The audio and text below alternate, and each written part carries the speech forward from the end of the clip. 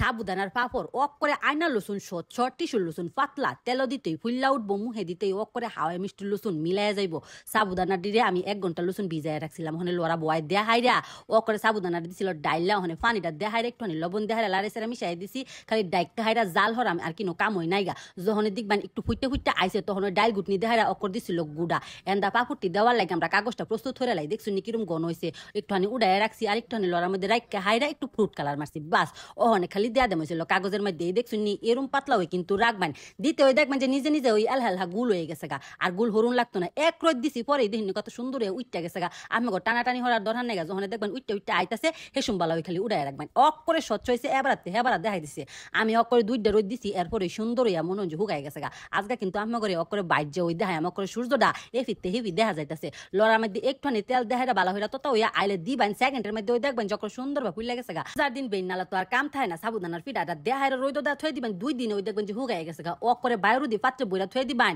6 মাস ধরে বালা থাকবো খালি যে সমবালা মল লইব বাজ্জা বাজ্জা খাইবেন সামনে তো ঈদ অবশ্যই বানাই দিহুন যে আল্লাহ হাফেজ।